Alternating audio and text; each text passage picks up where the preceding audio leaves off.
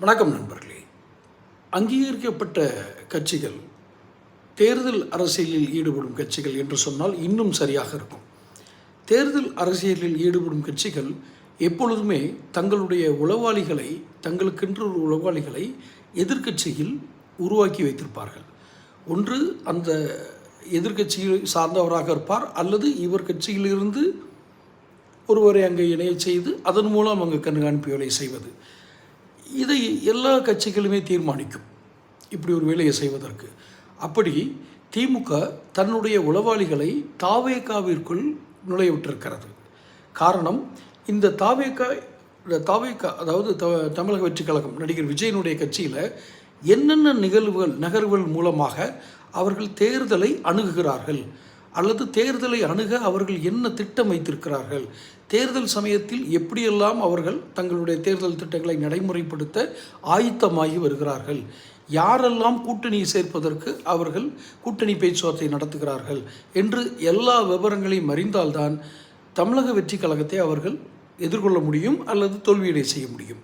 இதற்காக ஏன் நான் எல்லா கட்சியுமே எல்லாத்தையும் வச்சுருப்பாங்க, நீங்கள் ஏன் திமுக தாவேகாக்குள்ளே ஆள விட்டாங்கன்னு சொல்கிறீங்க அப்படின்னா, திமுக அதிமுகவிற்குள் ஒரு அந்த நிலையத்துக்குள் ஒரு ஆளை உளவாளியாக வச்சுருந்தாலும் பிரயோஜனம் இல்லை. ஏன்னா அது கன்ஸ்ட்ரக்டடு ஒரு பொலிட்டிக்கல் பார்ட்டி.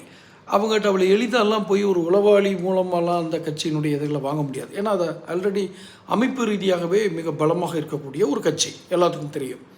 காங்கிரஸ் கூட்டணியில் இருக்காங்க. அதனால் இன்னொன்று, அவங்கக்கிட்ட போய் உளவாளி வைக்கின்ற விஷயம் இல்லை, அவங்களே உளர்வாயினவங்க தான், எல்லாத்தையுமே வெளியில் உளறிவானுங்க. இந்த தாவேகா புதிய தலைவலி. ஏனென்றால் ரசிகர்கள் என்று தான் இன்றளவில் ரசிகர்கள் என்ற பார்வையில் இருப்பவர்கள் தொண்டர்களாக மாறிவிடக்கூடிய அபாயம் இருக்கிறது. யாருக்கு? திமுகவிற்கு அது அபாயம்.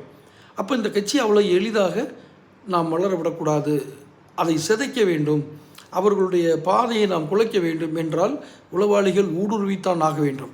ஸோ உளவாளிகளின் ஊடுருவலை இந்த விஜய் போன்ற அரசியல் அனுபவம் இல்லாத வெறும் ஸ்ட்ராட்டஜிஸ்ட் வியூக வகுப்பாளர்களை மட்டுமே வைத்திருக்கக்கூடிய விஜய் கட்சி இதை கண்டறிய முடியுமா?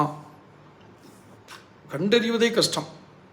கண்டறிந்தால் அவங்கள விளக்குவாங்க அல்லது தடுத்துக்குவாங்க. ஆனால் உளவாளிகளை கண்டறிவதில் விஜய்க்கு பலவீனங்கள் இருக்கிறது. காரணம் அனுபவமின்மை.